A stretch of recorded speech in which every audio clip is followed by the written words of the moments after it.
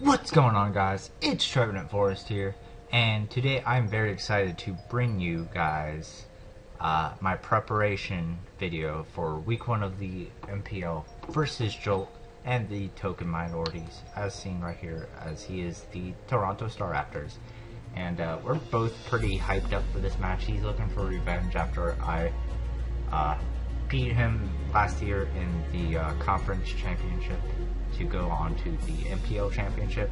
So he's still a little sore about that. He's looking for revenge, but I'm also excited as well because I feel this is a battle between two of the best teams in the league. So looking at my roster, I have Mega Blastoise, Victini, Kieran Black, Landers T, Azumarill, Umbreon, Aloe, Doublade, Heliolisk, Aggron, and Braviary. And I kind of went over all those in my draft recap video I did a few weeks back. And looking at Jolt's roster, as soon as it loads up, he has Mega Venusaur, Clefable, Scarm, Greninja, Dragonite, Terrakion, Rotom H, Alakazam, Tornadus, Reuniclus, and finally Porygon Z. Now, looking at his team, let me just go over to what team I built for him. As we're playing on Wi-Fi, these are all going to be level 50. I look at his team and I really see little to no switch-ins, or at least say switch-ins, to Banded V-Crate from Victini. If you go back and look at his team, Venusaur 2-8 KO, Clefable 2-8 KO, Skarmory 2-8 KO, or O-Code after rocks. Actually, these two actually might be O-Code depending on the spread. Greninja is actually O-Code unless it's like a bulky ninja, like max HP. Even then it could actually have a chance to O-Code. Dragonite can actually be 2-8 KO'd once you break multi-scale, and actually had a decent chance of killing after rocks. Like, I think even with multi-scale it does like 33%, so that's pretty impressive. Terrakion 2-8 KO'd. Rotom H, even physically defensive Rotom H has a chance to be 2-8 KO'd, and after rocks it's guaranteed 2-8 KO'd. Alakazam brought down to his Sash or O-Code. Tornadus O-Code. Reuniclus 2-8 KO'd, possibly O-Code, depending on what's its spread. And Porygon Z O-Code. So he has no switch into Banded V-Crate. However, after V-Crate, he can easily revenge kill me or force me to switch out of my Victini, which is then the problem because he has a lot of threatening mons. Like, Porygon Z is a very threatening mon to my team, as well as Alakazam's pretty threatening. The team I'm bringing, if he brings like a Spikes Greninja, that could be scary because it puts a lot of pressure on my team, and I'm not bringing Blastoise this week because, I don't know, he has Mega Venusaur, he has a Clefable, and it's just, yeah, I mean, he has a lot of things that can take it on. So let us go over to the team I'm bringing this week. So I'm going to be bringing a Adamant Banded Victini because, as I said, V-Crate is very powerful against his team, as well as I could get momentum with U-Turn. Bolt Strike, whenever I need the Bolt Strike, although I'm pretty much going to be cooking V-Crate almost every time, if not every time. I run Adamant because I don't really need Jolly that much, unless I wanted to outspeed the Porygon Z before a V-Crate drop, but I'm not really needing to do that because, I mean, he's only going to probably bring in the Porygon Z or leave it in on Victini if I have a drop already. The 180 speed EVs are, I don't need to run max speed because there's really no need because he can easily speed creep that after a -1. And I believe 143 speed, I think it's enough to outspeed Jolly Knight. I might be wrong, I'm probably wrong on that, but it gives me enough speed to, I think it gives me enough speed to outspeed Modest PZ. That's what it was. It gave me enough speed to outspeed Modest PZ. And just put some in bulk, because, yeah, so I can live more hits. Kieran Black is also a very big threat towards his team. I'm bringing a special variant with a sub roost because, you know, if he brings rocks, that could hurt Kieran, so roost is recovery.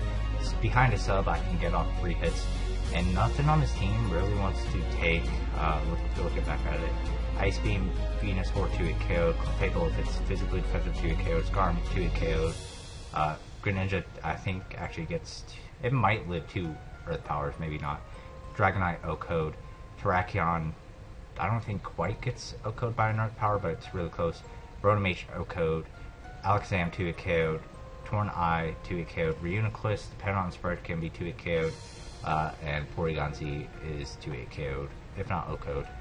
Not quite sure if I remember the calc on that one, but I think I mean, it's definitely, nothing on his team really wants to take an Ice Beam, is what I'm saying, in succession with Earth Power.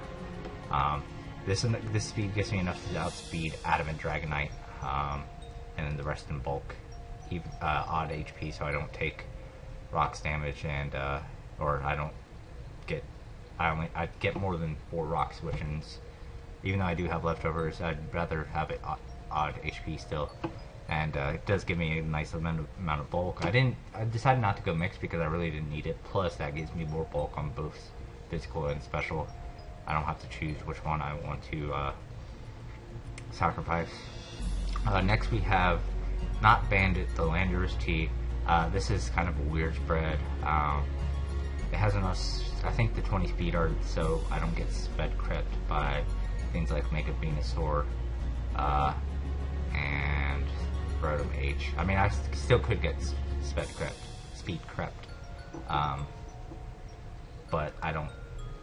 I mean, that's just so that they have to run more speed if they want to speed creep me. Physically defensive, kind of take on Terrakion. Gravity, so things like Rotom H, Skarmory get hit really hard by Earthquake. I'm pretty sure Rotom dies. Skarmory's probably 2-hit KO just because of Landorus T's massive natural attack stat. Stone Edge, I kind of thought about running either U-Turn or Stone Edge, but I think Stone Edge was better because Dragonite, I didn't want to just be set up on a Dragonite. I didn't want to have to set up a Gravity to hit Dragonite, and I needed rocks to wear down his team, so that's why I have Stone Edge here. Next is Strathlord, the Doublade. This is kind of another Terrak switch-in, plus this is pretty powerful versus his team if I set up SDs, because if he's unaware of Clefable, that won't like take an Iron Heads. Just some speed, so I can't be speed prepped by Reuniclus.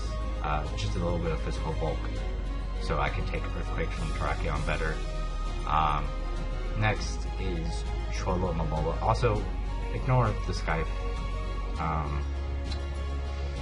messages that come up at the bottom right of the screen. Next time I'll remember to get out of Skype before I start this. But yeah, moving on. We have especially defensive Alomola, which protects Ball. Mirror Coat, I'm kind of hoping to bop Mega Venusaur with a Mirror Coat. Hopefully, he might just go for Leech Seed, but I'm kind of hoping he goes for a Giga Drain or something, and I get the Mirror Coat, kill it. Although I do have these two things which can easily deal with Mega Venusaur, and even Doublade kind of sets up on it, so yeah, but I'm kind of hoping that he can stay in, go for a Giga Drain, and I can bop him with the Mirror Coat. And finally, we have Heliolisk. Heliolisk, nothing. If you look at his team, he has no ground types. He has no Volt Absorbers or Motor Drive Mons or any other electric community, so I pretty much get a free Volt Switch against everything. If he brings physically defensive Venusaur, even that takes like 20% from a Specs Volt Switch, so he doesn't really have anything that can really take a Specs Volt Switch too well, unless he brings like something like Spadef Venusaur or Spadef Rotom H. And if he brings like something like physically defensive Skarmory, then he doesn't really have a really good switch into a Specs Hyper Voice, because even Terrakion doesn't like taking it. Yeah, if you look at his team, look at it, like nothing really wants to take a Specs Hyper Voice unless he brings Spadef Skarm or like a AV Terrakion. So yeah, just look at yeah, Tim and Max Speed obviously to outspeed Terrakion. I would like to run some bulk, but unfortunately I could not, because as you see, if I take any speed out of it, it then speed ties with Terrakion. That's how level 50 goes. And HP Ice is there for the Dragonite, Thunderbolt is there for a stronger electric stab. So yeah, that is the team I'm bringing for him.